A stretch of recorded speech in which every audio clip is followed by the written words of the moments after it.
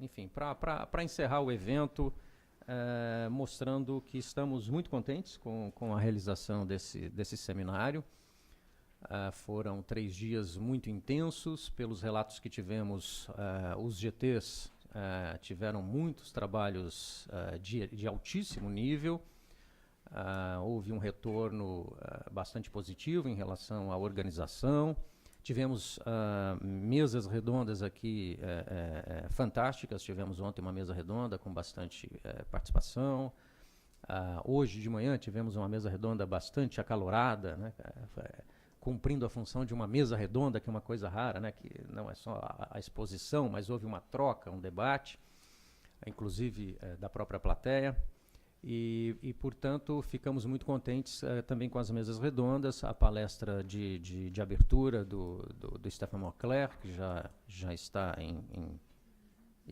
acho que já está em Paris, não sei, né, porque ele ia fazer uma escala, acho que ainda não. Sim, é verdade, ele sai essa noite de São Paulo.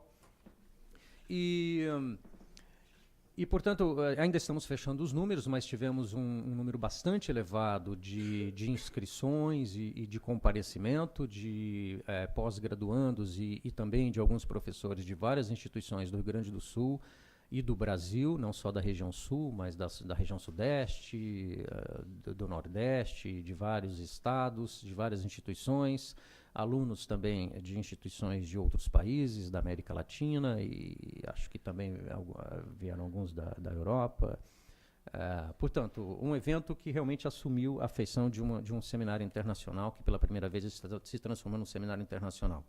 Então, eu gostaria de fazer aqui mais uma vez o agradecimento ao apoio que foi imprescindível para a realização desse evento, dos nossos colegas do Grupo de Pesquisa Justiça Econômica, Justiça Jurídica e também do Núcleo de Pesquisa e Documentação em Filosofia da URGS. Foi fundamental o apoio deles, sem o qual seria muito difícil realizar uma parte desse evento.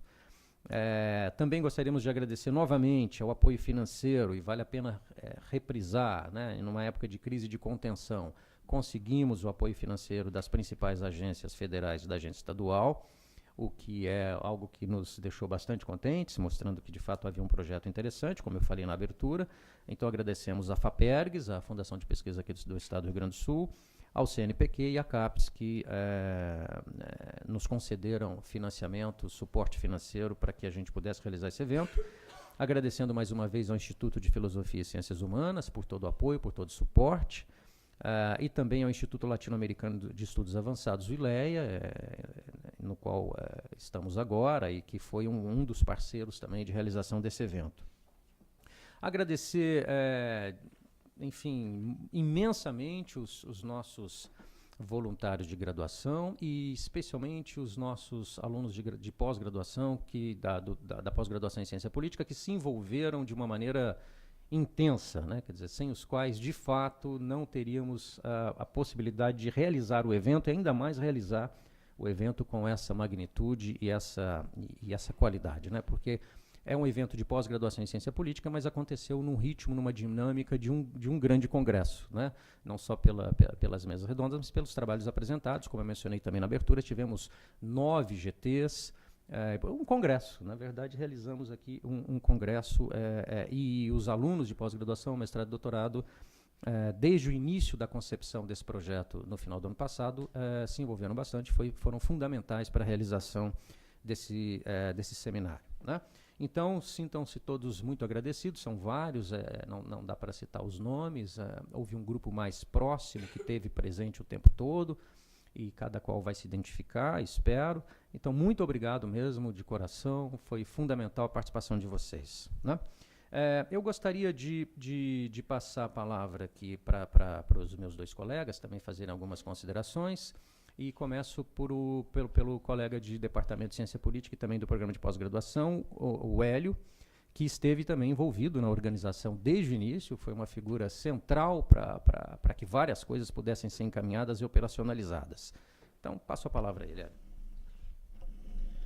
Bom, eu não vou repetir tudo que o Paulo disse, embora se eu fosse agradecer a quem merece e acaba fazendo exatamente isso, que todas as pessoas envolvidas. Eu vou chamar a atenção mais retomar um ou outro que eu acho que foram realmente fundamentais, um agradecimento fundamentais para a realização do seminário, mas em particular, quer dizer, a gente pensou um tempo atrás de transformar esse seminário internacional, acho que foi uma decisão acertada, mesmo correndo o risco aquele, né, de parecer que houve uma interrupção, porque afinal nós fazíamos vários seminários nacionais e para pedir para a agência de fomento, aparece que é o primeiro evento, então acho que a gente foi bem sucedido de explicar que na verdade era o primeiro evento, mas era a continuação de um evento anterior, um upgrade de um evento anterior, né. Quero agradecer a todos os professores, né, que participaram. O professor Otávio Amorim, que está aqui, ele foi o primeiro, inclusive, a ser convidado, o primeiro a responder rapidamente. Nós estávamos falando hoje no carro sobre uso de e-mail ou não, e ele dizendo que poucas pessoas usam e-mail, só quem está na mesa na frente do computador. Então, pela rapidez do professor Amorim, ele está frequentemente na frente do computador no seu trabalho, porque responde rapidamente. Mas, evidentemente, o professor Brasílio e todos que participaram da atividade. Foi fundamental, o Paulo chamou atenção, quero chamar a atenção de novo, o apoio do pessoal da filosofia, do grupo de pesquisa Justiça Econômica e Justiça Jurídica, cujo coordenador, e que foi que me ligou num dia para dar fantástica notícia de que podia nos auxiliar com verbas para passagens, etc., foi o professor Alfredo. Ele não pôde participar, eu enviei para ele o programa, ele está fazendo um pós-doutorado nos Estados Unidos, mas eu acho que ele foi bem representado ontem na mesa que o pessoal do grupo montou aqui, o professor Paulo McDonald participou.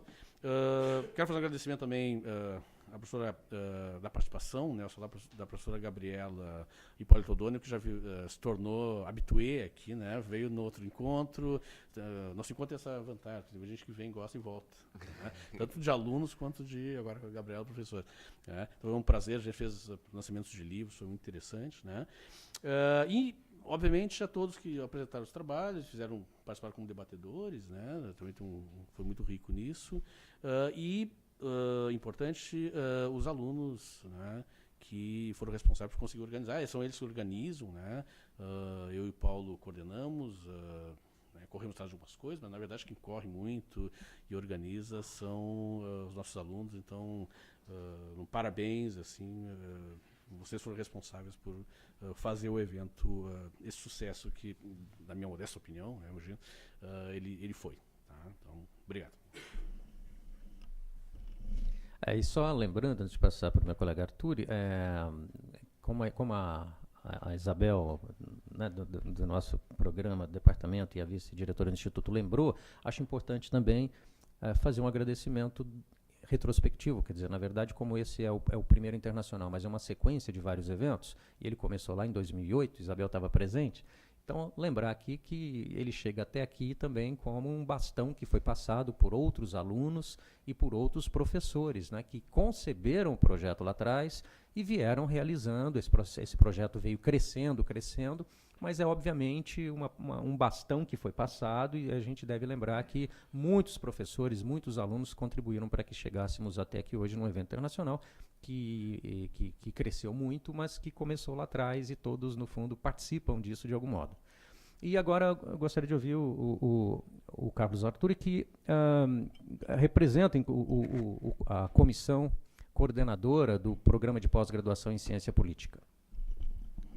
Boa noite a todos. Eu também sinto muita satisfação com o sucesso do evento. Tá? Não deixou de ser uma ousadia, tá certo?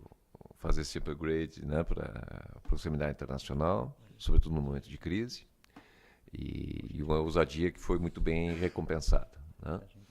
Eu vou ser brevíssimo, estamos encerrando o seminário, e além dos agradecimentos que os colegas fizeram, a todos que participaram, ajudaram a organizar, apresentaram, os professores convidados que aceitaram o convite, eu me sinto na obrigação de chamar a atenção de vocês todos do trabalho desempenhado, né, pelo professor Paulo Pérez, coordenador do programa, e professor Hélio Alves, tá certo? Que ajudou a organizar o evento. Quer dizer, sem vocês dois, eu acho que tem que fazer faltou essa. Vocês não podiam se autorizar, evidentemente, mas como eu fiquei mais distante da organização, a gente percebe, tá certo? O entusiasmo, o engajamento, o otimismo, tá certo? E isso contagia também uma equipe de alunos, né? Os colegas, os professores. Isto me parece que ficou muito evidente nos excelentes resultados do evento. Então, não podia deixar passar, tá certo? Esse reconhecimento do trabalho, do engajamento de vocês. Então, boa sorte aqui para o final do nosso evento com a palestra do professor Brasílio Salum Júnior, que fecha com fecho de ouro, digamos assim, o nosso seminário. Obrigado, Arthur. Então, eu desfaço a mesa para darmos início à conferência do professor Brasílio. Convido os colegas a ocupar os lugares ali reservados e vou fazer uma breve introdução, né? Quer dizer, talvez, e provavelmente é dispensável, porque o professor Brasílio Salum é conhecido de vários aqui, é um dos mais importantes sociólogos, especialistas em sociologia política, que temos atualmente, já há alguns anos. É daqui do Rio Grande do Sul, né? Então, quantas coisas boas o Rio Grande do Sul veio produzindo, né? Quer dizer, tivemos na mesa hoje de manhã 2 gaúchos, né? E acreditem, a escolha dos nomes não foi isso que foi levado em consideração, né? Fomos pensando nos nomes interessantes e aí tem essa coincidência, são gaúchos. Pois é. Estou aqui fazendo uma média, né? Não sou do... Mas o professor Brasílio tem uma trajetória longa, uma produção bastante grande, tem uma formação inicial em economia aqui na URGS, né? Depois vai para São Paulo e faz o curso de Ciências Sociais na USP, a partir de 1967, e depois doutora-se em Sociologia também pela USP, em 79. Tornou-se livre docente em 1995, fez pós-doutorado na Universidade Nacional Autônoma do México e na Universidade de Stanford, e é professor titular do Departamento de Sociologia, atualmente é chefe do departamento, e é também professor do programa de pós-graduação em Sociologia na USP, um programa bastante tradicional, né? Tem inúmeros, né, inúmeros mesmo, impossível ficar citando aqui, artigos publicados em revistas científicas, em jornais, então é uma coisa monumental, né? Capítulos de livros vários, livros inclusive muito importantes, muito utilizados por pesquisadores da história, da sociologia, da ciência política, da economia. Trabalhou e continua trabalhando com vários temas, como transição democrática, democracia brasileira, um especialista na democracia brasileira, movimentos sociais, Estado e sociedade, economia e política, e de algum tempo para cá vem trabalhando com o tema da crise política e associado ao impeachment, que é o que resultou, inclusive, no livro que ele acaba de lançar e também está lançando aqui hoje, né, sobre o impeachment do presidente Collor. E eu tenho uma satisfação, uma alegria extra em ter o professor Brasílio Salum aqui, porque quando eu terminei o meu doutorado, estava meio num limbo, né? E surgiu uma oportunidade de fazer um pós-doutorado com ele no momento que ele estava fundando, teve uma ideia genial e estava fundando o Consórcio de Informações Sociais na USP, na época uma parceria entre a Ampox e o Núcleo NAD, né?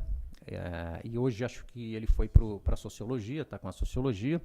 Eu tive o prazer de integrar assim, o início desse projeto e participar como pós-doc, ministrando cursos, né, sobre o uso de dados secundários. A gente estava montando os bancos e me deu a oportunidade de viajar para várias instituições do Brasil, né, conhecer várias universidades, trabalhar com esse tipo de coisa e até desenvolver, de certo modo, metodologia para trabalhar com dados secundários, que era uma coisa que não era tão usada, e eu acho que o CIS teve um papel importante em disseminar isso, né. Ele foi o grande idealizador do Consórcio de Informações Sociais, que cresceu bastante de lá para cá, continua crescendo, tem essa intenção de trabalhar com doação de bancos de dados pelos pesquisadores, que é uma coisa também que eu acho que aponta para o futuro.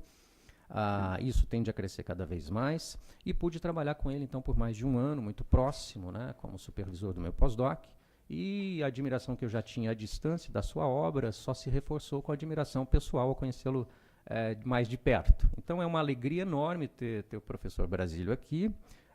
Nesse tempo aprendi muitas coisas, ele até me fez retornar, de certo modo, a vários pontos da sociologia. Minha formação básica é mais sociologia e economia mesmo. Então é uma alegria enorme ter o professor Brasílio aqui, e eu convido a fazer essa conferência inaugural o professor Brasílio Salum.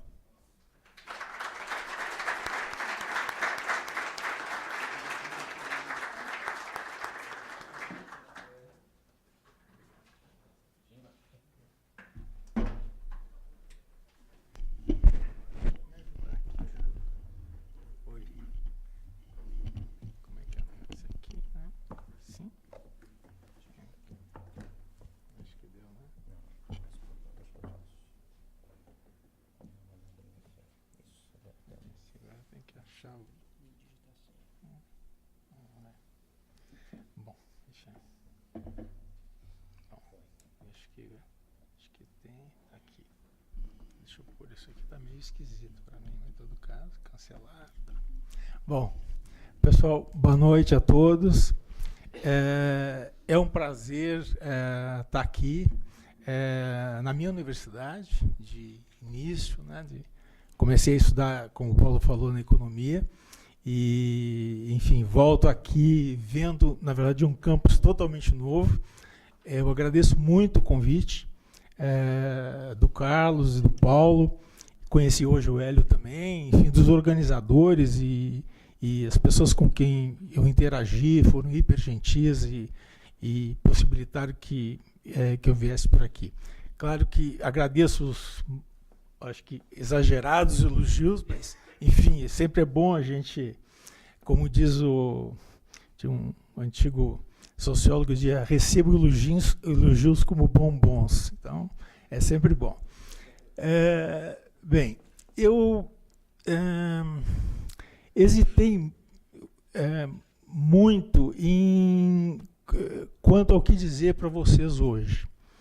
O tema democratização e crise política, claro que poderia remeter a esse livro que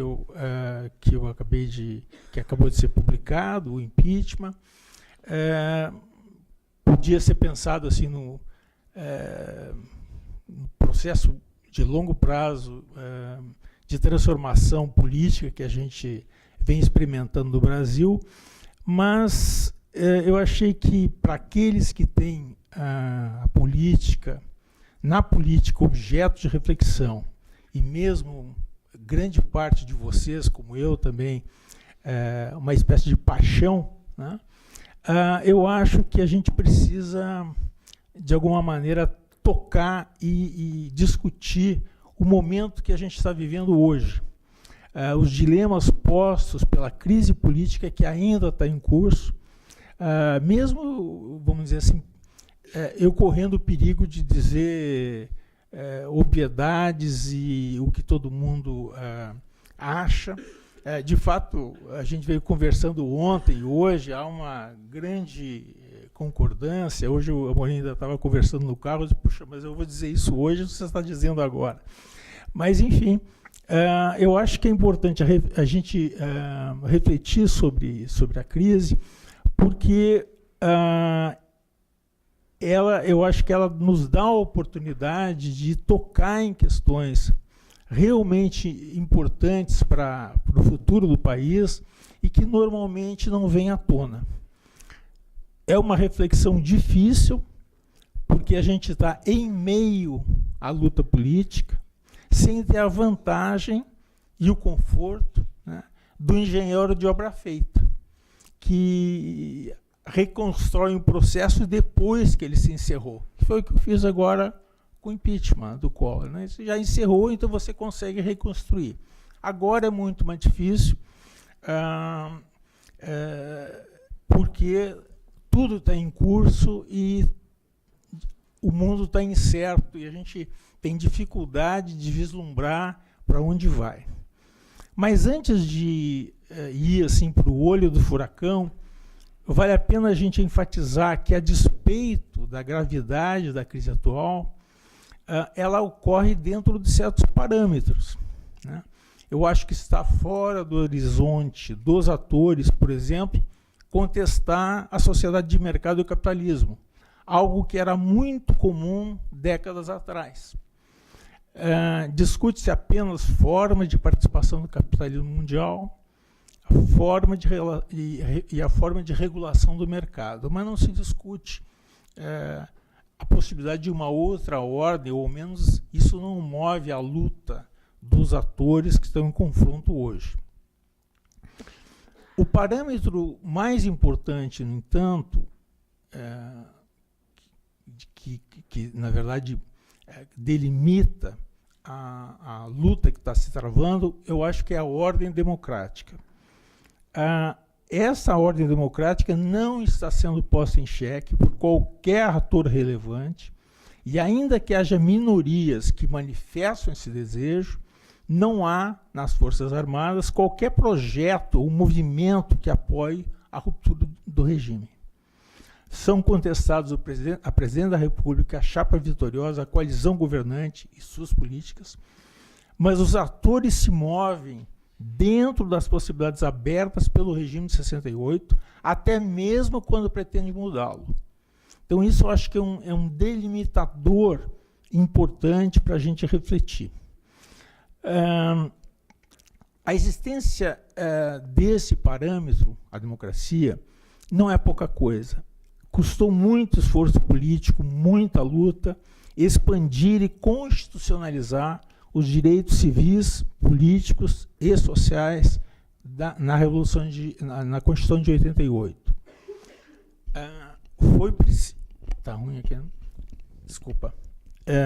Foi preciso destituir um presidente da República, o Fernando Collor, para fixar uma interpretação da democracia que valorizasse o legislativo, os partidos e, ademais, interpretasse como alvo do regime a redução das desigualdades sociais.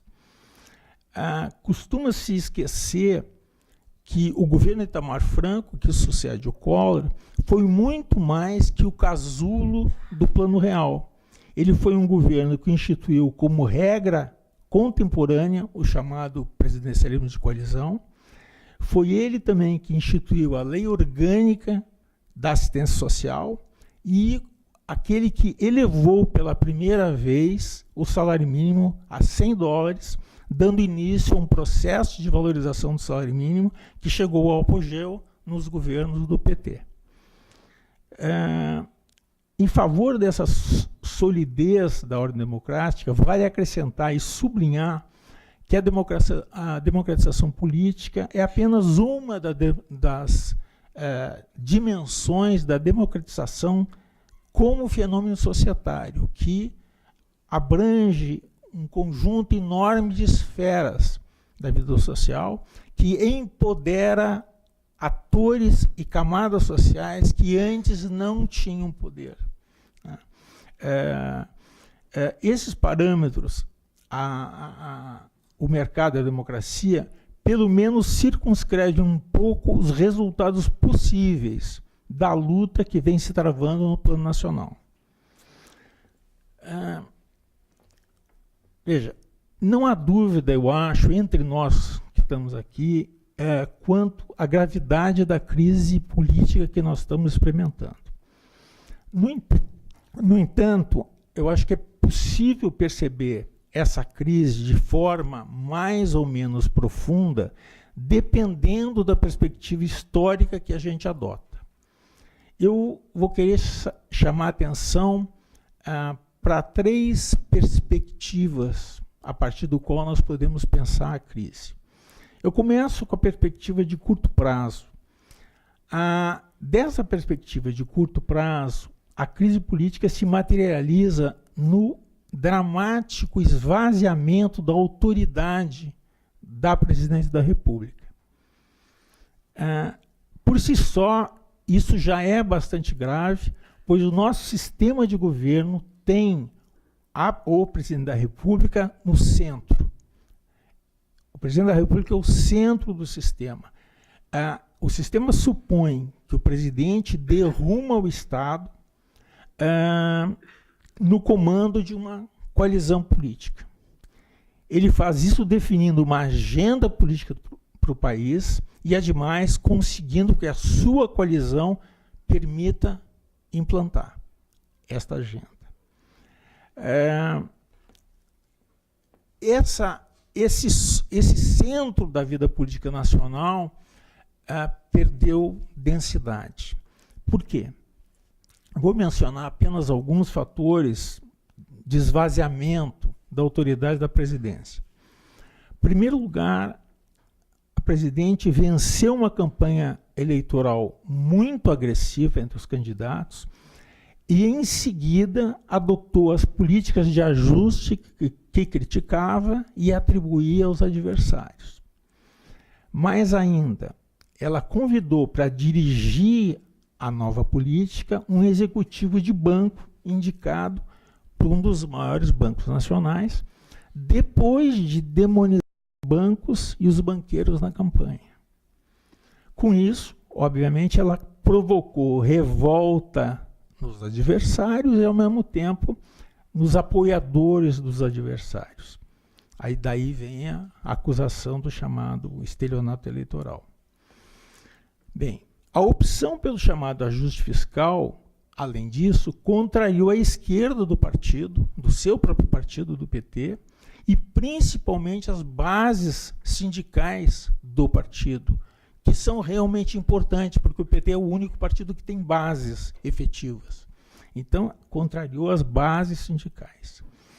Terceiro lugar, ela rompeu, ou digamos, contribuiu para fragilizar ainda mais a já débil coalizão partidária com que ela se elegeu, ao promover uma disputa do PT com o PMDB pela presidência da Câmara dos Deputados. Ela não tinha condições políticas para isso e foi derrotada. Obviamente, a coalizão se abalou mais ainda do que já estava abalada. Quarto, na montagem do ministério, além de chamar um banqueiro para o Ministério da Fazenda, ela convidou para o seu círculo político mais próximo uma corrente minoritária no PT, a Democracia Socialista, e membros da articulação não sintonizados com o grupo do Lula. Obviamente, ela desejava se autonomizar em relação ao seu padrinho, fazer o governo dela. Bom, dessa forma, logo depois da eleição e da posse, a presidente produziu uma drástica quebra de expectativas no mundo político, decepção entre os apoiadores e revolta entre as camadas médias que haviam votado no candidato derrotado. Surgiram aí os grandes protestos de rua contra o governo e o PT, em março e abril, e contra protestos muito menores e politicamente ambíguos, né, em favor do governo e, ao mesmo tempo, contra o ajuste. Vocês devem ter visto pela televisão a grande manifestação que aconteceu em São Paulo, mas ela foi algo realmente espantosamente grande, né? Eu nunca tinha visto uma coisa daquele tamanho. Me surpreendeu até a massa de gente que foi lá. Eu acrescentaria dois outros elementos. O próprio ajuste fiscal proposto e adotado, embora visando superar a crise, obviamente agravou a recessão que já vinha de 2014, produzindo um grande mal-estar social e essas avaliações baixíssimas, tanto do governo quanto da presidente, né, muito mais, mas realmente muito piores do que o Collor, né, tinha na época que sofreu o impeachment. É bem mais, digamos, as avaliações são bem piores. Segundo lugar, uma outra questão que eu acho que a gente precisa tomar em conta. O esvaziamento da autoridade presidencial, ademais, deu força a interpretações sobre a política do governo anterior que fizeram da nova matriz econômica ou um monumento à incompetência e, no mínimo, ou então um voluntarismo estatista. Então se perdeu vamos dizer, aquela digamos, o domínio no plano simbólico da política econômica anterior. Bem, assim sendo, não surpreende, né, dado todas essas condições, as enormes dificuldades de se produzir maioria no Congresso. A inusitada transferência da articulação política para o vice-presidente e a condução da economia para o ministro da Fazenda. A luta política, a partir daí, começa a ser não apenas em relação à agenda proposta pelo ministro da Fazenda, a agenda do ajuste, mas também passa a ser em torno do mandato da própria presidente, seja pela cassação da chapa pelo Tribunal Superior Eleitoral, seja pelo impeachment, a partir do julgamento do Tribunal de Contas da União, ou então a renúncia da presidente. Então, as pressões e a luta passou a ser em torno do mandato. Isso, de fato, surpreende, porque isso ocorreu tudo nos 6 primeiros meses de um governo que foi eleito pela maioria da população. Até agosto, esse resultado, a saída da presidente da República, parecia muito pouco provável, pois os cenários de um futuro sem Dilma pareciam destinados a produzir muito mais instabilidade política e econômica do que a continuidade do governo. Ainda mais que não havia, como houve no caso do impeachment do Collor, uma coalizão partidária que organizasse a luta contra ou pelo mandato da presidente. Não havia coalizão. Em agosto, porém, ocorre algo que agravou a situação, porque a presidente afastou o vice-presidente da articulação em função da desconfiança produzida por uma declaração dele, em que ele dizia que era necessário uma liderança política para tirar o país da crise, né? E, ao mesmo tempo que ela, de alguma maneira, afastava ele da articulação política, apareceram vários indícios, sinais claros, de que a presidente se inclinava em favor das propostas econômicas, não mais do seu ministro da Fazenda, mas do seu ministro do Planejamento, Nelson Barbosa. Então, todo vamos dizer, aquele tipo de esforço que se fizera no primeiro semestre, em julho, em agosto, parecia destinado a sofrer uma inflexão, né? Porque, aparentemente, o governo se inclinava em outra direção. Esta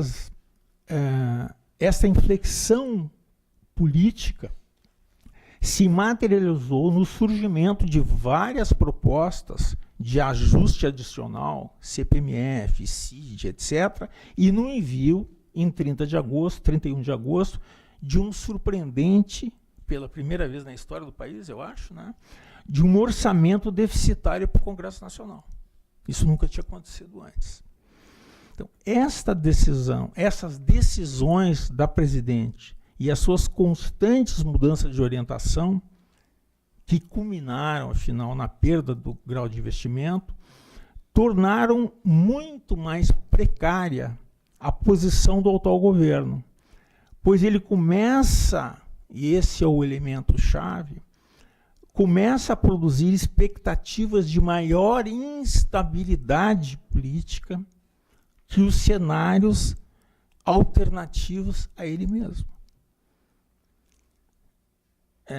Por que isso é grave? Porque, ao menos o que eu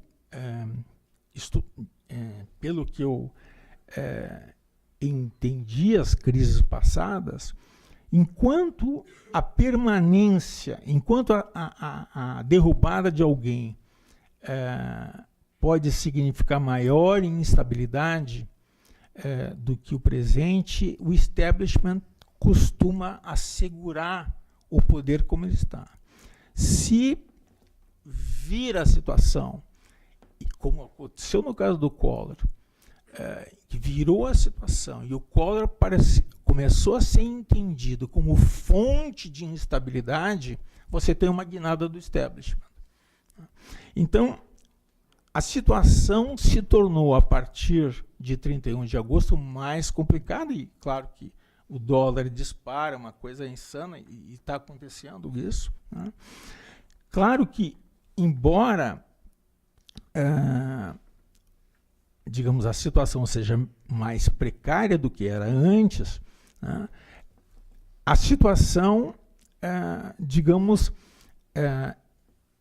em favor da continuidade do mandato, me parece que, vamos dizer assim, ainda não houve uma virada contra o mandato da presidente, né? Porque eu acho que ocorrem duas questões importantes. Primeiro, porque nós temos uma operação em curso, a Lava Jato, que produz um conjunto de torpedos contra eventuais participantes de uma, não só em relação ao PT, mas também em relação a participantes de coalizão alternativa ao PT. Então, a Lava Jato, que ela mesma resulta do processo de democratização, é bom que a gente diga isso, Ministério Público, a Polícia Federal, Judiciário em geral, que atuam sistematicamente restringindo as possibilidades usuais de corrupção. Então, é bom lembrar que são produtos da democracia que se volta contra uma certa maneira de fazer democracia, né? Mas, de toda maneira, os produtos da Lava Jato dificultam coalizões alternativas contra o presidente também. O Eduardo Cunha está avisado, eventualmente o Renan Calheiros, não se sabe se o vice-presidente também, isso que é bom dizer. Então, nós estamos numa situação em que a cena é muito difícil de analisar, e especialmente de identificar futuros mais prováveis, exatamente porque tanto os governantes quanto os desafiantes estão constantemente sujeitos a verem suas posições questionadas por um processo de investigação que não me parece que vai parar, né? Vai seguir, e na medida em que houver mais segurança em relação às informações, vão outros personagens que nós conhecemos ser envolvidos. Bem, além da Lava Jato funcionar como, digamos, um elemento da democratização que se volta contra uma certa maneira de fazer democracia, eu acho que a precariedade da posição da presidente também ela mesma decorre do avanço da democracia. Por quê? É bom lembrar que a presidente Dilma apenas está sofrendo de forma mais aguda o que, de alguma maneira, o Fernando Henrique também sofreu. A maioria de vocês não participava da vida política ainda, quando isso aconteceu, mas o Fernando Henrique, quando foi reeleito, em 1998, ele foi reeleito com a proposta principal de desenvolver o país e segurar o real. Esse era o lema da campanha dele, segurar o real. Ora, por umas circunstâncias internacionais de crise e também em função da política que ele seguia dentro, a política monetária do Banco Central, ele foi obrigado a não segurar o real, a desvalorizar o real. O que, do ponto de vista político, foi dramático para ele, porque a população em geral entendeu que tinha sido traída por ele, porque tinha prometido que ia manter a paridade dólar real e tinha desvalorizado. Então, houve entre a eleição dele e março um conjunto, 6 meses de extraordinária instabilidade, né, de queda violenta da popularidade dele, claro que muito menor do que está acontecendo hoje. Mas veja, no fundo, nós tivemos um fenômeno parecido, porque ele dizia que seguraria o real e a Dilma dizia que não farei como meus adversários dizem que tem que fazer. Né? Não farei qualquer tipo de política recessiva, etc, etc. Então, o que ocorre, que está ocorrendo hoje com ela, em parte, é resultado desta virada. Né? No fundo, não fez o que prometeu. Então, do meu ponto de vista, isto revela que a população, e no caso hoje, principalmente a classe média, né, reage fortemente quando decepcionada. Mais ainda, e o que isso é importante do ponto de vista da nossa democracia, reage sem ser comandada nem chamada para a rua pelos partidos. Isso é uma absoluta novidade na política brasileira. Aliás, desde 2013, essa é a grande novidade da política brasileira. A campanha das diretas foi comandada por uma parte das elites políticas que contestava o governo militar. O impeachment foi comandado por uma coalizão política, PT, PMDB e PSDB, que contestava quem estava no poder. Né? Esta coalizão política articulou, organizou o processo de mobilização e regulou o processo de mobilização, tendo como um elo fundamental do processo o de José Dirceu, que era um elo central, né, deste processo de articulação com os sindicatos, com os estudantes, né, porque, de fato, o PT e o PCdoB eram os únicos partidos que tinham conexão popular. Né, vamos combinar. Então, 2013 e 2015, né, são o conjunto das manifestações que aí ocorrem são novidade no Brasil. Não há uma facção da elite política que comanda, inclusive o PSDB se assustou com aquele monte de gente na rua. Nunca esperava aquilo. As redes, quatro organizações que em rede chamam as pessoas para a rua, as pessoas vão. Né? O PSDB, embora vários membros do PSDB tenham tentado, se matado, aliás, para que o partido tivesse articulação popular, nunca teve essa articulação. Né? O que tem é sintonia com a classe média, mas não tem articulação. Né? Bem, então veja, perdão, já perdi aqui. Bom, então, veja, nós estamos sofrendo, na verdade, politicamente, e o governo principalmente está sofrendo politicamente, com produtos da democratização.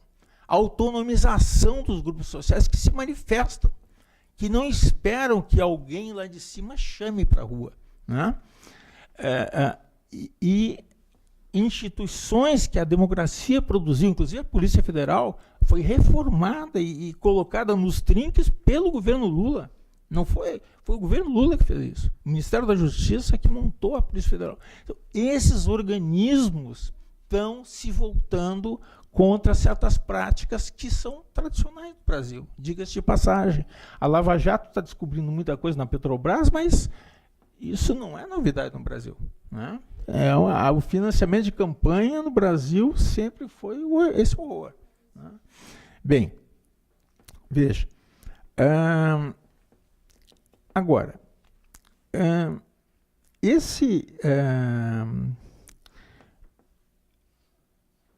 a questão é que nós temos, digamos, que absorver essas lições no sentido de que hoje o processo de democratização restringe as possibilidades de fazer política, restringe a liberdade que o presidente tem de fazer política, de mudar de uma hora para outra, porque há uma certa, vamos dizer assim, massa de pessoas que, quando insatisfeita, vai para a rua, produz dificuldades que antes não produzia. Antes precisava ser chamado e organizado, agora se organiza. Então, agora, o que vai sair daí? Eu acho que nós estamos na dependência de como a presidente vai definir a pauta. Ela não conseguiu, até agora, definir uma direção para o Estado, né? Isto, dependendo do modo como ela se comportar agora, eventualmente, ela tem chance de se manter. Mas, especialmente porque todas as alternativas são difíceis.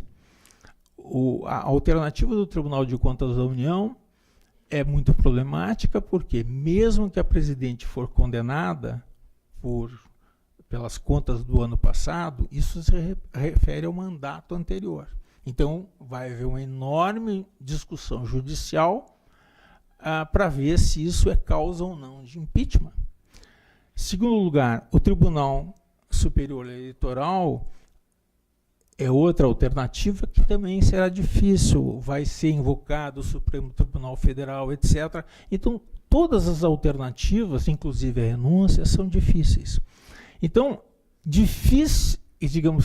é difícil que não é uma coisa tão simples, a não ser a renúncia, né, que a presidente perca o seu mandato. Eu acho que ela ainda hoje, apesar dessa enorme insegurança que nós temos, ainda hoje tem mais chances de ficar do que de sair.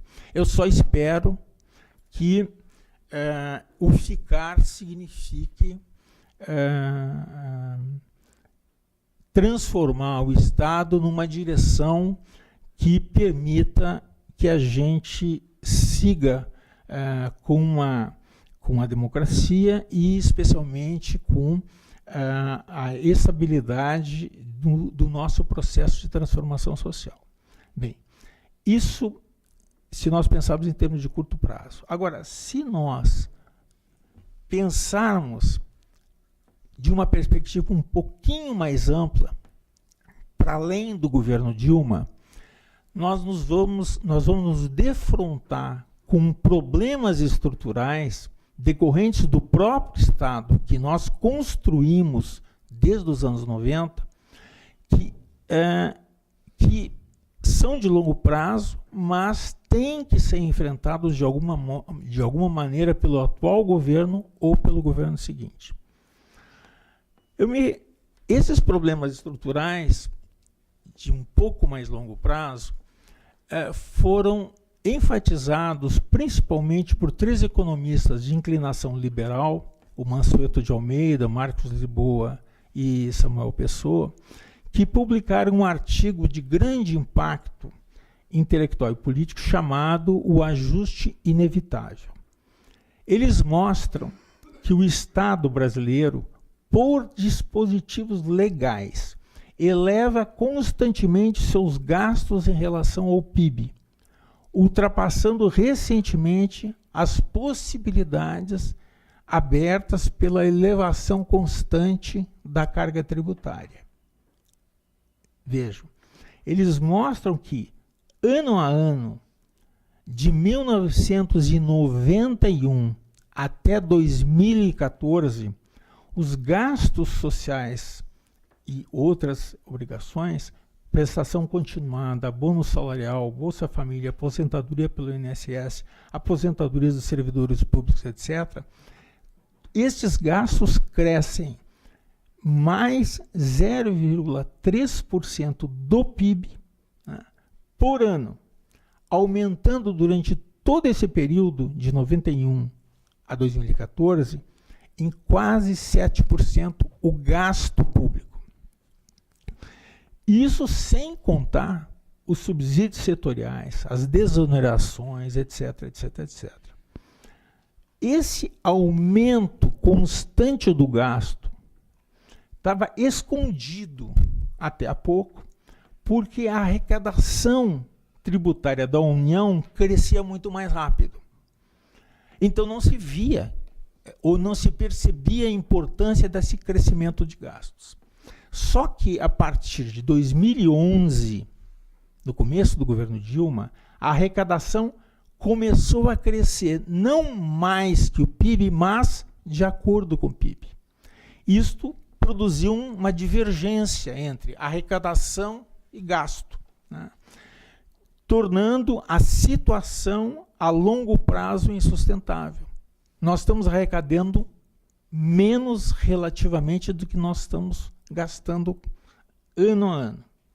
O déficit tende a se elevar. O que eles tentam mostrar é que, embora as demandas sociais sejam justificáveis e os gastos sociais atendem a demandas justificáveis, ainda dizem eles que algumas sejam abusivas, né? Os gastos sociais e subsídios inscritos em lei, quer dizer, são obrigatórios, eles são insustentáveis a longo prazo. O Brasil não consegue sustentar esses gastos. Bom, eles sugerem não o fim dos benefícios, mas a redefinição, principalmente da regra da aposentadoria. É bom lembrar que hoje, no Brasil, as mulheres se aposentam em média aos 52 anos e os homens aos 54 anos. Isso significa que você contribui durante 30 anos e, como hoje a gente dura mais, vai receber aposentadoria por 30 anos. Então, não fecha a conta, né? Bem, claro que esse tipo de argumentação teve uma resposta, né, dos chamados novos desenvolvimentistas, do tipo da corrente do Bresser Pereira, que tem muita gente na TV.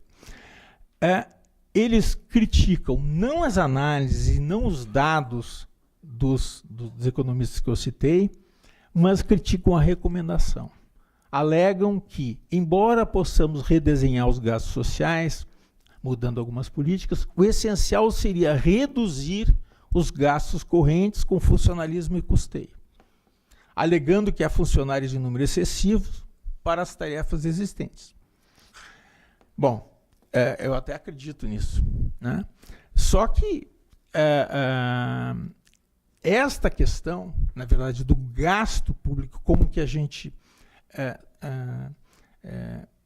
mantém e faz com que o Estado siga provendo serviços, esta questão me parece crucial e não tem sido debatida suficientemente, em função das dificuldades políticas, que são óbvias, né, que o assunto produz, dificuldades, seja para os políticos profissionais tocarem nesse assunto, porque, obviamente, você tem um eleitorado enorme de funcionários públicos, principalmente, né, seja dificuldades em relação aos sindicatos.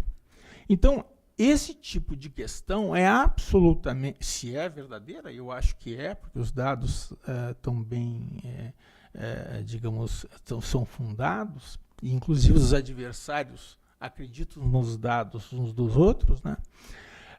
Se, como isso me parece verdadeiro, esse tipo de questão, né, tem que ser enfrentada. as dificuldades de funcionamento do próprio Estado são absolutamente grandes. E qualquer pessoa que tenha alguma experiência em gestão pública, seja no departamento, seja numa direção de faculdade, seja na universidade, sabe que gerir o setor público é muito difícil. É muito difícil. Bem, de qualquer maneira, esta questão agora está em jogo. Embora seja muito difícil de ser enfrentada. Especialmente quando não há liderança política para convencer que isso é um ponto importante. Então, veja, o que é importante? Qual é o ponto-chave aqui? Que não se trata apenas do governo Dilma, não é, e nem do governo Lula. É o conjunto da obra de 91 para cá que não, digamos, os nossos gastos não estão cabendo no orçamento, simplesmente. É basicamente isso. Isso, obviamente, nos obriga a refletir como sair desse buraco. Agora, desculpa eu incomodar vocês com... Se a gente ampliar mais ainda o nosso foco de análise, acho que nós vamos nos defrontar com problemas mais complexos ainda, que hoje tem que entrar na agenda, embora praticamente passem, digamos, desapercebidos pela maioria das pessoas. Se a gente acompanhar a trajetória de desenvolvimento do Brasil, já não mais de 91 para cá, mas de 1930 para cá, chama atenção uma coisa muito preocupante. O Brasil tem perdido posição econômica em âmbito mundial desde os anos 1980. Se nós compararmos o Brasil com os países da Europa Ocidental, a gente vê que em 1930 o PIB, o produto brasileiro per capita, era 24% do PIB per capita dos países da Europa Ocidental. 24%. Em 1980, nós conseguimos, o Brasil, né, o produto brasileiro, conseguiu chegar a 41%. Passamos de 24% para 41% do PIB per capita europeu. Já em 2010, o nosso PIB per capita caiu a 31% do PIB per capita europeu. Então, fomos de 24 para 41 e agora para 31. A América Latina teve um desempenho só um pouquinho melhor. Só para vocês terem uma ideia, apesar de todos os problemas dos nossos irmãos argentinos, nós ainda temos 40%, um PIB per capita 40% menor que os argentinos. Bem, isso sugere, essa questão sugere que os problemas que nós temos que superar vão muito além do gasto público, isto é, do excesso de gasto público em relação à nossa capacidade de arrecadação. Se trata de encontrar uma relação entre o Estado e a economia que permita alcançar uma trajetória de enriquecimento per capita mais acelerado, que nos aproxime, pelo menos, do padrão europeu ocidental, como nós fizemos até 1980. E nós temos uma enorme dificuldade de enfrentar essa questão, porque tem havido uma polarização muito difícil de superar no Brasil entre o receituário liberal ortodoxo, que aposta no automatismo e nas visões nas virtudes do mercado, de um lado, e, vamos dizer, perdão, superar a polarização entre o liberal ortodoxo e o pessoal que é desenvolvimentista e estatista, que vê na direção do Estado a possibilidade de repetir o sucesso da trajetória nacional desenvolvimentista que nós tivemos de 30 a 80. Os primeiros, os liberais, esquecem que todos os países do leste asiático que avançaram e se tornaram países, vamos dizer assim, avançados, o Japão, a Coreia, Taiwan e China, todos eles tornaram-se o que são não apenas pelas virtudes do mercado, mas com forte participação estatal. Por outro lado, os desenvolvimentistas esquecem que o dirigismo estatal, que foi muito eficiente até os anos 1980, gerou uma indústria de fato muito grande, mas uma indústria imitativa, pouco competitiva, sem capacidade de produzir inovações organizacionais ou tecnológicas. A esquerda sempre criticou o nacional desenvolvimentismo porque ele se orientava apenas para o crescimento, deixando de lado a distribuição. Vocês não lembram, mas quem da minha geração lembra que criticava-se muito, e eu mesmo, que o Delfim Neto dizia: antes de dividir o bolo, precisa crescer. Essa era a frase típica, né, do desenvolvimentismo daquela época. Mas, veja, essa crítica que a esquerda faz sempre ao nacional desenvolvimentismo por não ter essa dimensão distributiva, ela esquece, essa própria esquerda, que além de não ser distributiva, o padrão de industrialização desenvolvimentista quase nunca conseguiu gerar tecnologia. A indústria se desenvolveu protegida, sem almejar conquistar o mercado mundial. Tínhamos um grande mercado interno e nos contentamos com ele. A indústria hoje está minguando, né? E eu espero que a desvalorização do dólar interrompa, né, essa redução da indústria. Veja, mas nós temos que olhar aonde na indústria nós conseguimos nos tornar competitivos. Onde é que foi? Foi na agroindústria, não é isso? Graças em boa parte às inovações produzidas pela Embrapa, né?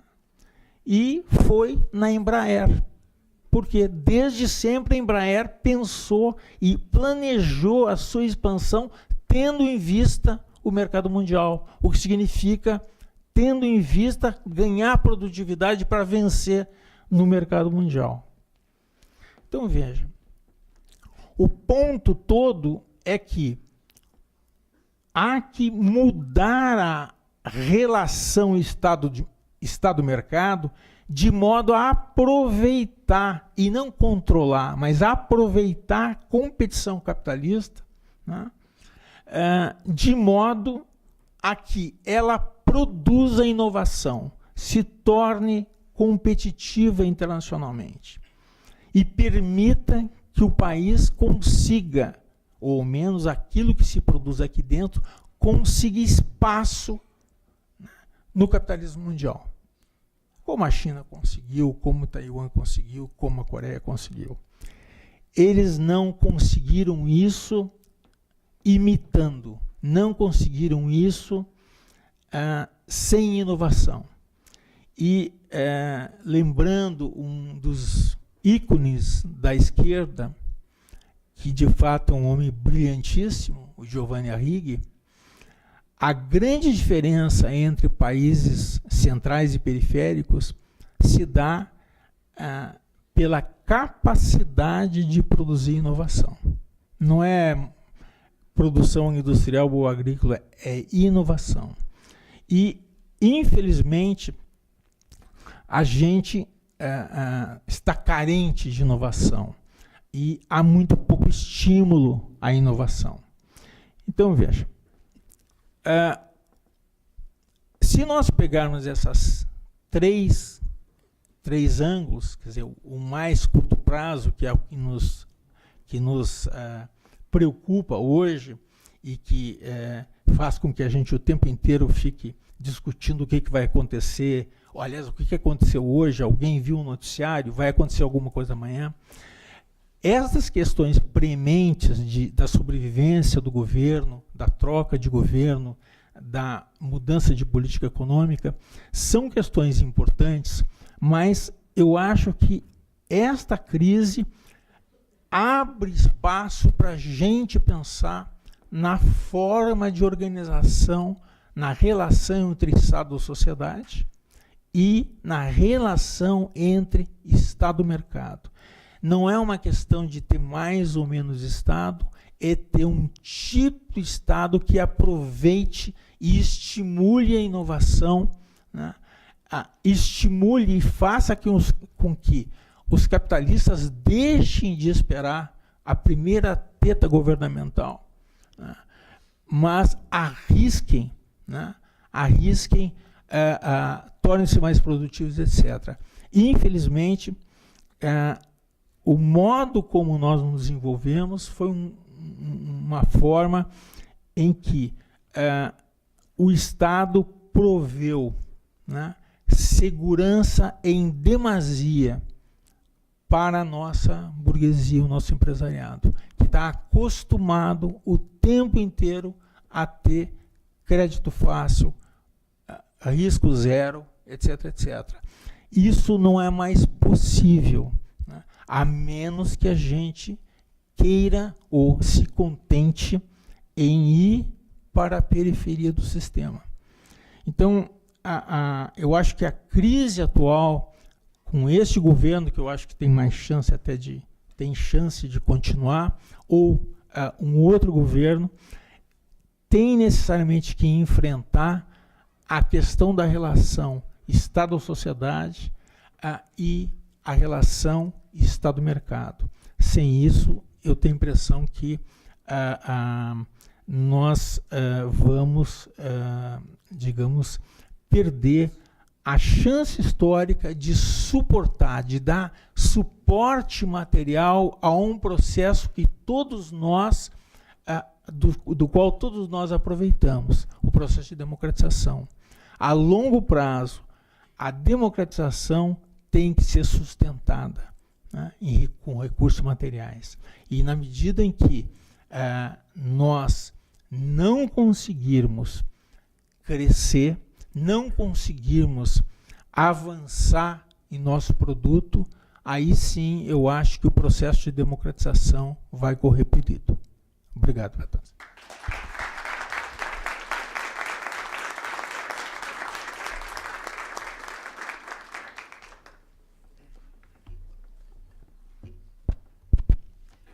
Obrigado, Brasílio. Acho que teremos, se me permite, abrir para um pequeno debate. Temos ainda algum tempo. 8h30, né? Tem um problema de fechar o prédio, mas nós temos ainda algum tempo para perguntas, comentários em geral. Vamos fazer uma rodada de 3 e aí a gente passa para a resposta e depois seguimos. O Otávio quer fazer, o Guilherme e lá em cima também. Alô, tá funcionando? Acho que não. Agora tá. Teste.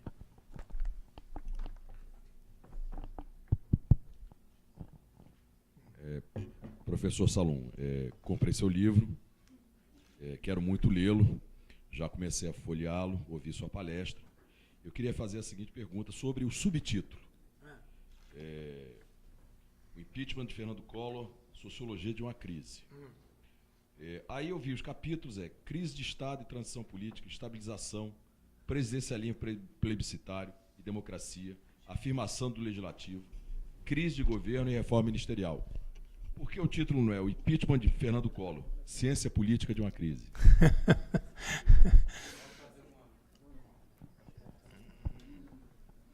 Eu queria fazer uma pergunta também, porque eu já comecei a ler o livro do senhor há uns 2 meses, e tu coloca o impeachment do Fernando Collor como uma derrocada do Estado varguista e do Estado varguista que impulsiona a economia, a indústria, etc.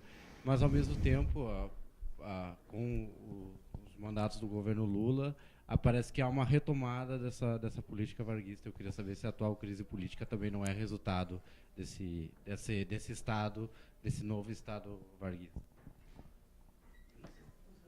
Tá sim, aqui tá baixinho, mas tá baixinho, mas... Boa noite, professor Brasílio. Primeiramente, quero fazer uma tietagem. Eu sou muito fã do senhor. Estou muito feliz de ver essa palestra. Espero que continue. Não, com certeza.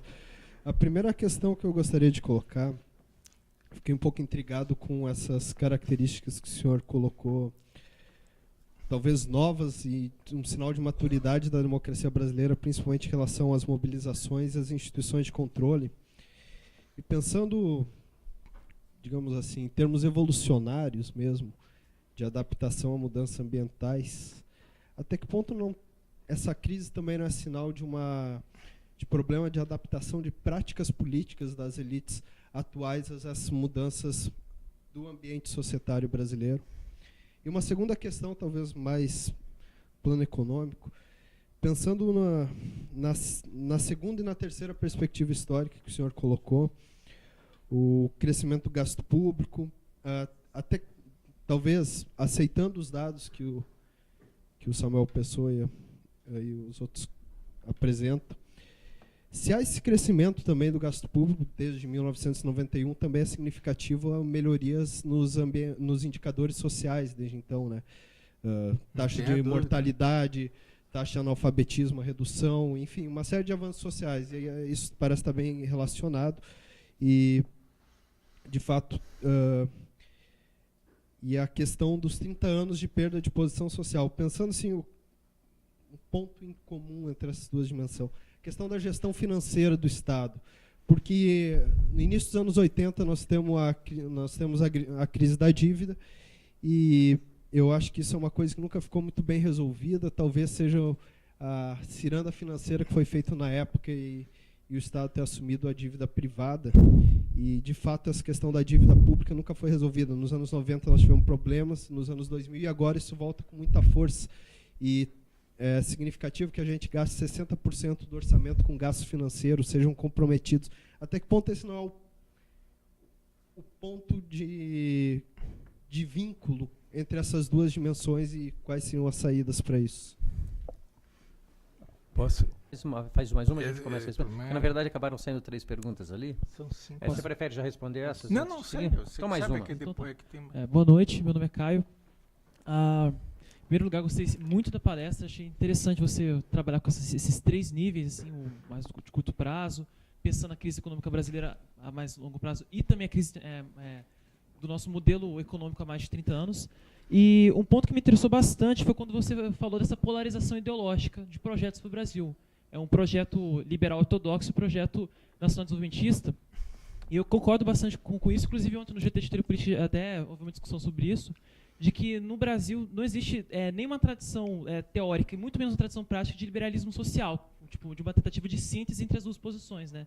E, ironicamente, quem escreveu o discurso de posse do Fernando Collor de Mello foi um autor que se afinizava com a exposição, que é o José Guilherme Achior, que no seu discurso de posse fala em um neocapitalismo produtivo, e que vai em conta com muitas posições que você coloca na sua palestra, ou seja, de que o Estado tem que ser visto não como fala, dirigente do processo econômico, mas como promotor. Ou seja, ele tem que criar incentivos e não atrasar esse processo. Ao mesmo tempo, o Melchior tinha uma crítica muito grande ao neoliberalismo entendido de forma mais ortodoxa, porque ele considerava que, em primeiro lugar, era uma utopia regressiva, ou seja, que tentava pegar um receituário do século XIX para uma conjuntura completamente diferente, e, do ponto de vista político, era muito restritivo em relação à democracia, né? O próprio Hayek chegou a querer sugerir uma nova palavra para a democracia, que ele falava em demarquia, achando que a democracia era uma ameaça à economia de mercado. Então, Melchior era crítico das duas posições, tanto do nacional-desenvolvimentismo, que ele achava que emperrava demais o desenvolvimento econômico, dava um papel equivocado ao Estado, quanto no neoliberalismo, que ele acreditava que era uma alternativa que simplesmente favorecia uma expansão do mercado, mas sem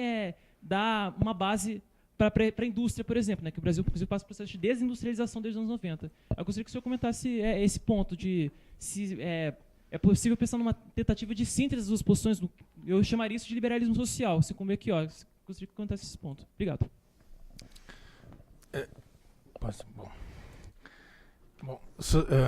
Sociologia de uma crise.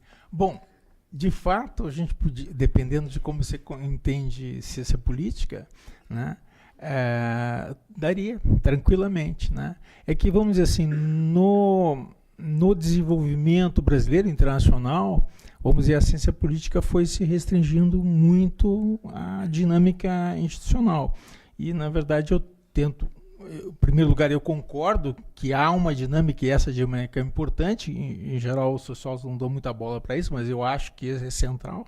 E no caso do impeachment foi absolutamente central, a dinâmica interna das instituições, mas eu tentei no livro reconstituir toda a dinâmica societária, grupos de pressão, sindicatos, mobilizações e tal, e como isso se conectava com a dinâmica institucional.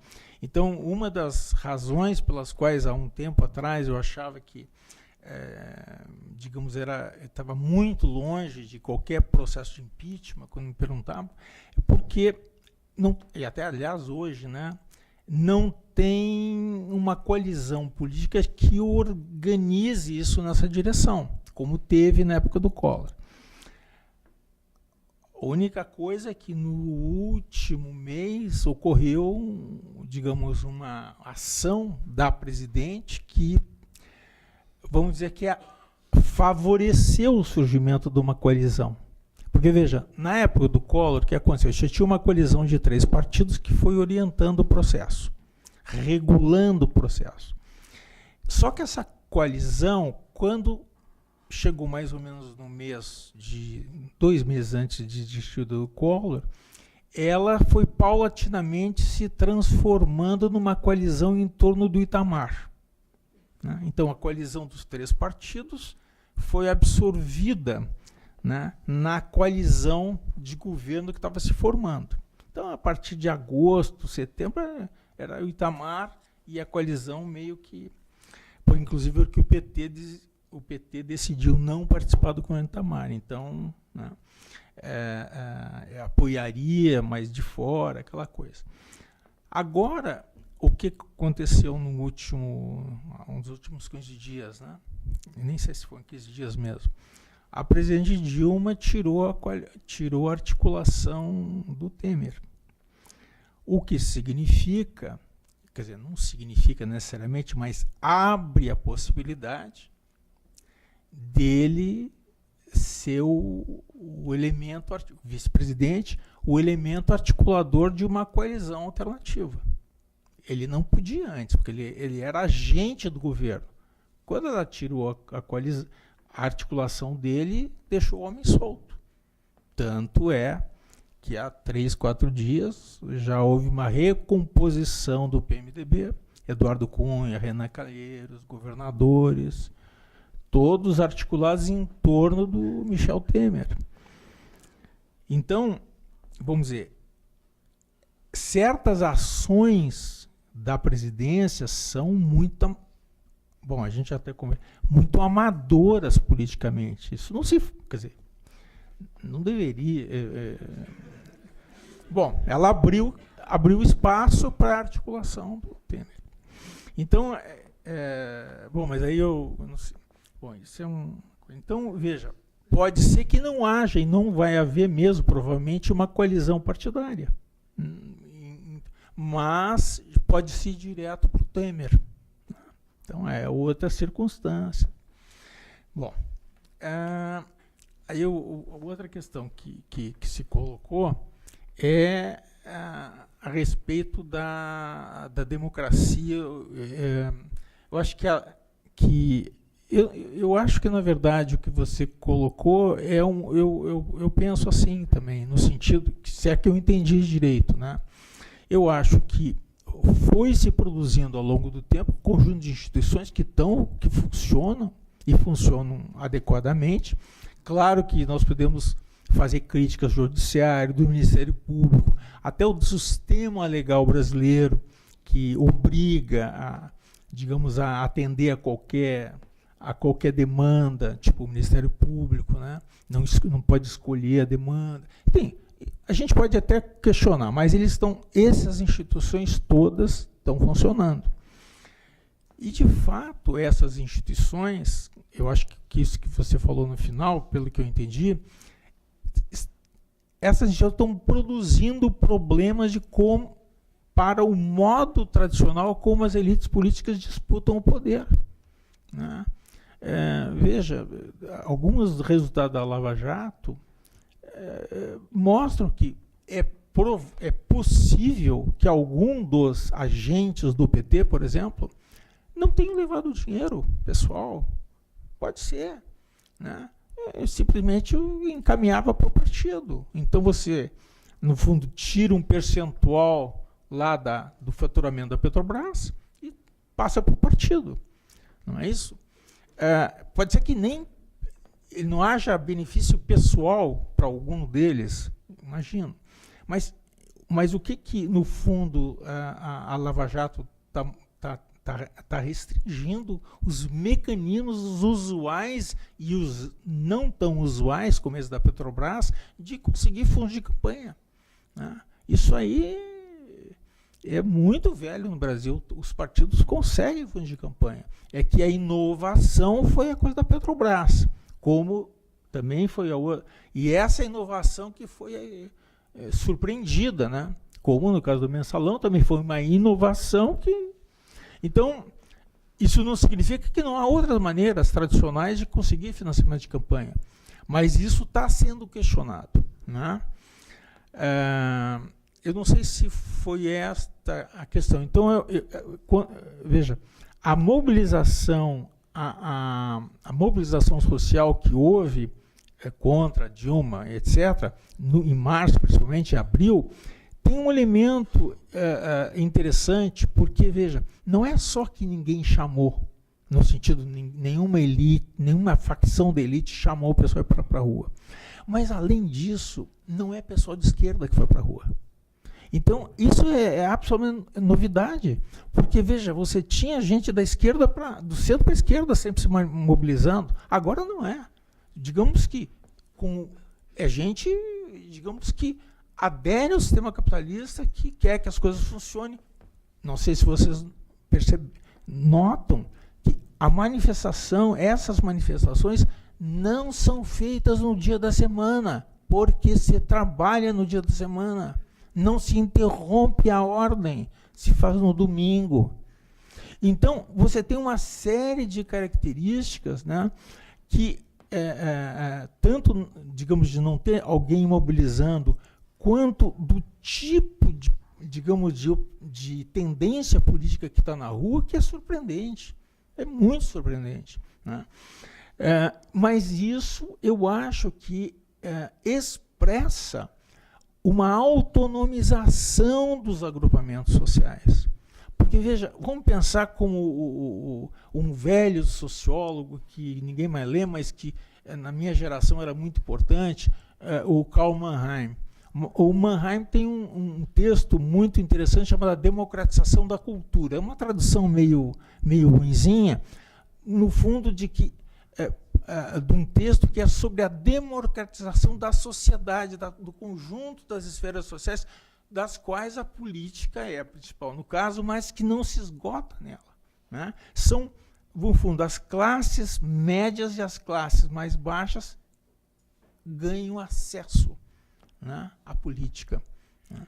Então, isso eu acho que é um sintoma, né, de enorme ganho brasileiro no que se refere ao processo de, digamos, expansão da cidadania, né? Bom, mesmo não sendo o pessoal de esquerda que vai para a rua, né? Se bem que vai para a rua também pessoal da esquerda, mas, digamos, a inovação aqui não é, né?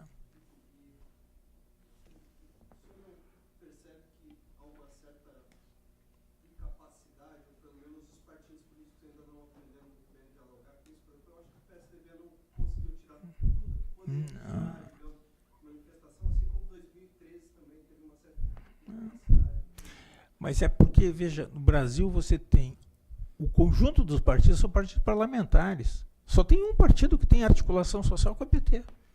E o PCdoB tem um pouquinho na Uni e tal, mas quem tem articulação é o PT. O PSD tem articulação social com o produtor rural.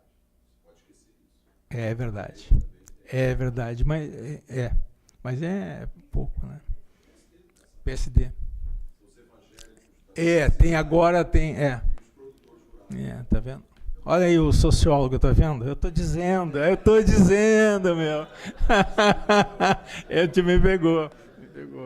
Bom, aí tem aí a coisa da segunda, dos gastos sociais e gestão financeira. Eu perdi um pouquinho, foi muita questão.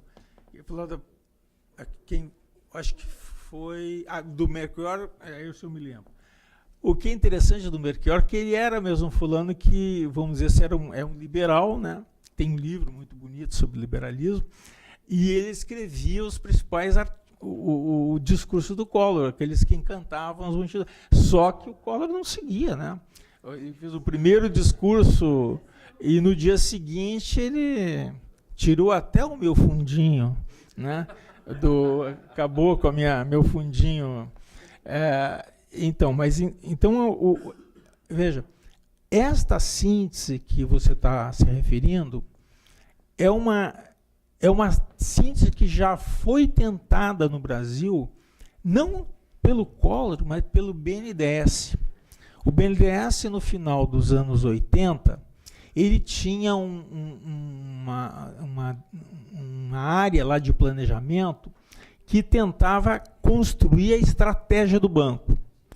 E a diretoria de planejamento montou um projeto como reação, vamos dizer, às tendências neoliberais que avançavam no mundo e também criticando o padrão cepalino de desenvolvimento. Eles montaram um projeto que eles chamavam de integração competitiva, que basicamente era o quê? Era uma tentativa de organizar as políticas do Estado no sentido de rearticular e reorganizar a indústria no Brasil de modo a ela se tornar competitiva. Porque, veja, desde 1983, há séculos, né, o Fassbinder, que era um técnico da CEPAL, escreveu um livro muito importante chamado La Industrialização Trunca de América Latina, que basicamente mostrava que toda a nossa industrialização, argentina, brasileira, mexicana, enfim, a industrialização que nós tínhamos conduzido até aquele momento, era uma industrialização que não incluía a inovação tecnológica. É por isso que, na verdade, eu estou repetindo um pouco aqui o argumento. Era uma industrialização imitativa. E ele chamava a atenção que as inovações tecnológicas que estavam ocorrendo no mundo desenvolvido iam nos tornar anacrônicos. Então, o pessoal do BNDES resolveu montar um desses projetos que ele chamava de integração competitiva. O IED, aquele Instituto de Desenvolvimento fundado pelo empresariado, foi inspirado nesse programa do BNDES, que tinha contribuição também do pessoal da Petrobras, um conjunto de técnicos das estatais que produziram isso aí. Existe no Brasil, então, nesta linha, bastante gente, e mesmo no governo Fernando Henrique, embora minoritários, e no governo Lula, havia gente preocupada com um tipo de desenvolvimento mais que se projetava para o exterior, que que via no mundo exterior não só uma ameaça, mas também uma oportunidade, né? No fundo, o pessoal do BNDES tentava refazer o nacionalismo, né? No sentido do nacionalismo não ser um mecanismo ou uma ideologia defensiva de preservação da nação, mas uma ideologia de projeção nacional para fora, né? Mas isso, inclusive pelo governo, foi liquidado até pelo governo Collor, embora muitos técnicos, né, do BNDES tivessem participado da equipe da Zélia, mas isso meio que perdeu perspectiva, mas de fato existe, né? Existe esse tipo de coisa. Eu até reconstituí um pouquinho no livro, no primeiro capítulo, finalzinho, eu tento reconstituir esse projeto do BNDES, porque ele tem, eu acho, grande importância, porque ele mostra um pouco as ambiguidades do reformismo liberal no Brasil. Porque no reformismo liberal no Brasil, você tem desde aquele pessoal neoliberais extremados até esses desenvolvimentistas liberalizantes. Você tem muito ali. Você tem brigas, inclusive no governo Fernando Henrique, muito fortes, entre, por exemplo, o grupo dos Mendonça de Barros, do Serra, etc., e o pessoal do Malan, que era muito mais liberal, né? Então você tinha essa polarização. Tanto que, veja, o BNDES foi recuperado. Então você, no governo Fernando Henrique, embora o discurso predominante fosse liberalizante, né? Bom, agora, a outra, eu acho que se colocou a outra questão é sobre os, acho que foi a primeira, na verdade, a segunda, perdão, sobre o Lula, Dilma, etc. Que guinada que houve. Eu acho que desde o primeiro governo Fernando Henrique até o governo Lula, esse período é um período em que há uma certa característica comum de continuidade. Claro que você tem ênfases diferentes. O governo Lula tem mais ênfase em políticas sociais, recuperação do salário mínimo, a ampliação do Bolsa Família, mas vamos dizer, não acho que tenha havido diferenças muito grandes nesses dois governos. Mas é bom lembrar que no final do governo Lula ocorreu a crise internacional. E aí você teve uma reação defensiva, né? E eu acho que no primeiro governo Dilma, de fato, houve uma recaída estatista, no sentido, não é estatista, é de voluntarismo estatal. Por exemplo, se você a Petrobras, por exemplo, teve os combustíveis com os preços bloqueados por 2 anos e meio, né? O que significa que, hoje em dia, o cálculo que se faz é que a Lava Jato fez a Petrobras perder 10 bilhões, mas o controle dos combustíveis fez a Petrobras perder 30 bilhões. É muito mais importante. Mudou o setor elétrico, tem várias intervenções voluntaristas, né, que, de fato, não são diferentes do que ocorreu no governo Lula. Mesmo depois do Palocci, era muito mais cautelosa esse tipo de intervenção, né?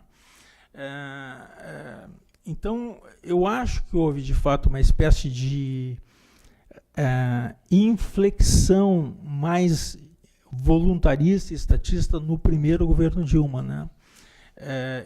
Eu acho que não dá para dizer que é uma continuidade com o governo Lula. Não foi, acho que não foi. Bom, depois... aí, eu acho que a última questão é a coisa do financiamento, né, dos juros. De fato, a gente paga os juros. Eu não sou economista, né, mas, em geral, dívida resulta de excesso de gasto. E, obviamente, como o manejo do Banco Central, em geral, né, eu nem sei como é que é possível que a gente tenha juros tão altos, né? Então, só que isso vai multiplicando o excesso de gasto. Não, vamos dizer assim, você tem que ter algum déficit qualquer e alguma dívida para que ela seja multiplicada, né? Agora, aí eu não tenho, vamos dizer, qualificação, vamos dizer, para dizer, bom, por que a gente consegue ter os maiores juros do planeta? De fato, não consigo entender. Eu não consigo entender como a gente tem juros hoje tão altos, né? Talvez, não sei se a gente precisa dos juros tão altos hoje para conter a inflação, mas a ótica ortodoxa é esta, né? Então, mas eu desconfio que talvez, mas é pura desconfiança que talvez estejamos exagerando e matando, né? Dando remédio para que vai matar o doente. Mas, enfim, mas eu não tenho qualificação, né? E a questão chave é que, como você tem uma espécie de inflexão ortodoxa, né, é muito difícil fazer algo diferente. Você precisa ter uma presidência forte que evite esse tipo de, digamos, de absorção pelo Banco Central digamos, do mainstream ortodoxo, que diz aumenta os juros até cair a inflação. Aliás, vai cair, né, a inflação, mas outras coisas vão junto. Então, não consigo te responder direito, porque aí eu deixei de ser economista, aliás. Né? Eu nem fui nunca, aliás. Eu não sei se... Talvez mais umas 2 perguntas.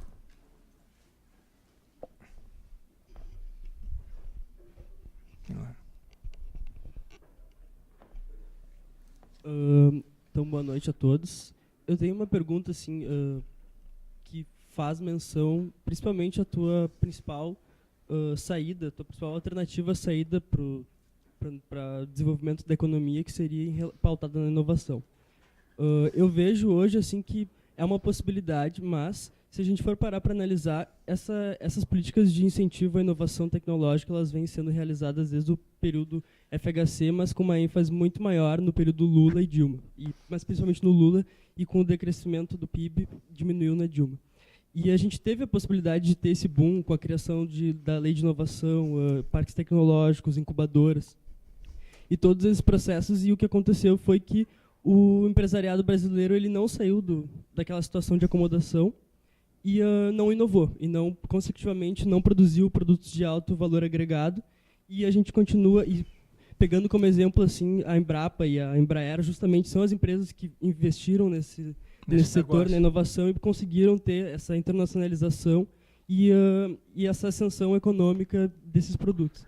Então eu te pergunto, qual a saída pragmática para que essa política de inovação ela consiga ser bem sucedida para a nossa relação internacional de dependência ou independência? Eu acho que você tem toda a razão.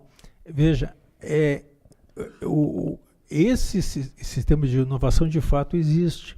Só que talvez agora que nós, pelo desarranjo cambial, né, que tá vendo o dólar, digamos, foi para 3,80 hoje, não sei quanto é hoje, foi 4 e não sei quanto, mas que seja 3,80, 3,50, aí você tem um complemento importante, porque veja, as políticas de inovação elas são ótimas, você precisa ter um horizonte para ganhar dinheiro.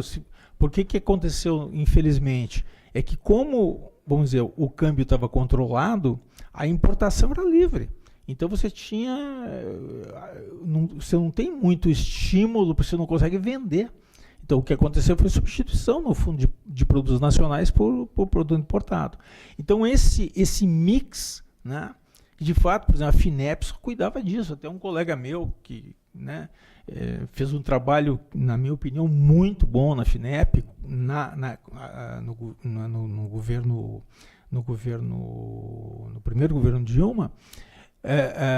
Mas o problema é que você cria as chances de inovação, mas se o ambiente macroeconômico, primeiro, você tem uma teta no BNDES que te permite dar dinheiro tranquilo, conseguir dinheiro tranquilo, e depois você tem uma importação desmesurada, não porque não se deva importar, mas simplesmente era muito barato importar, então o mix de estímulos não funciona. Embora eu acho que está correto esse tipo de política que se teve antes. O problema é que tem que juntar com outras, basicamente. Né? Agora, é uma coisa que leva tempo.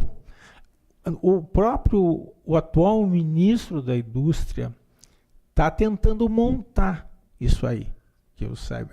Ele está tentando articular um conjunto de políticas que justamente tomem, digamos, a nossa pauta de exportação e transforme esta pauta de, por exemplo, começar a produzir café solúvel, café em tablete, enfim, para não exportar, digamos, em bruto, né? E toda a pauta de exportação, que é só commodity, né? E que poderia ser elaborada industrialmente. O Ministério da Indústria, se é que está funcionando, mas eu sei que há um projeto nesse sentido lá.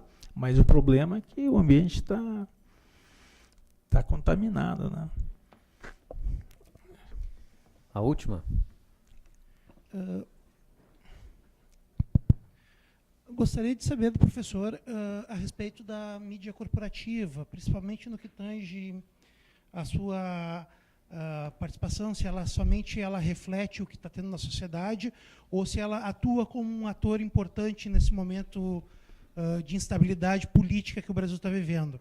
Vou exemplificar um caso que eu li hoje no jornal, por exemplo, que foi a intimação, segundo o jornal, que a Polícia Federal fez ao presidente Lula para depor a respeito da Lava Jato, e a réplica do presidente Lula, da qual disse que nem recebeu ainda a intimação da Polícia Federal, mas a imprensa já está divulgando isso em letras garrafais nas suas páginas, no caso. Então, qual é o papel que o senhor vê da imprensa? Se ela só reflete, se ela tem algum papel, se ela atua como ator? Não, veja, a imprensa, vocês, sei lá, todo mundo aqui está no programa de ciência política. Bom, a imprensa não ela tem aquela duplicidade de ser empresa, são empresas todas elas, né? E fazem parte do espaço público.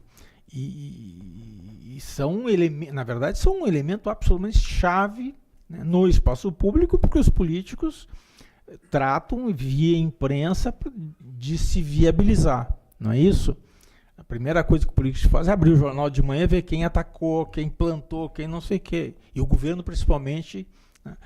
Eu acho que, então, a imprensa realmente é chave. Eu tenho a impressão, pelo que eu acompanho, que houve uma inflexão da imprensa no sentido de políticas liberais ortodoxas. Eu acho assim, que é meio... aqueles que fazem cobertura da economia é impressionante. Assim, na verdade, até me irrita um pouco, mas, enfim, mas é visível que houve essa inflexão, né? Isso não é uma coisa... Isso ocorreu, digamos... Eu ultimamente, por causa do livro, eu tenho tido muita assim, contato com jornalistas e tal, então você percebe nas redações, com quem você fala, esse tipo de coisa. Houve uma mudança mesmo, né? Mas não que esses caras sejam conservadores em si mesmos, muitos deles já foram até petistas e tal, isso até eu conheço, mas houve essa inflexão mesmo. Então hoje você tem um conjunto de organismos sociais que tem uma perspectiva muito empresarial, né? E esse é o mecanismo, a chave de leitura com que em geral você tem. Claro que eles publicam, etc. Mas é bom lembrar que isso está acontecendo agora de forma muito enfática porque o governo está em crise. Normalmente, o Estado brasileiro tem um conjunto de possibilidades abertas de formação de opinião que é muito forte. Você vê, isso é chamada nova matriz econômica. Isso aí era uma coisa que tinha uma enorme relevância e proeminência. Agora que o governo está em crise, que isso aí passou a ser ridicularizado. Então você tem uma disputa no plano simbólico que é importante e que, claro, quando, vamos dizer, o foco da produção da nova matriz econômica entra em crise, aí isso aí se dissolve. Aí é isso que eu acho que está acontecendo, né? Então, vamos dizer assim, mas sempre, sempre assim. Você vê, no caso do Collor, você teve, digamos, você tinha um jornal que fazia um pouco de oposição, que era a Folha. Aí, aos poucos, o Estadão entrou, depois entrou o Globo. O Jornal do Brasil, eu acho que só no último dia entrou. Mas, né, isso depende da situação. Mas a crise faz com que ocorra esse tipo de...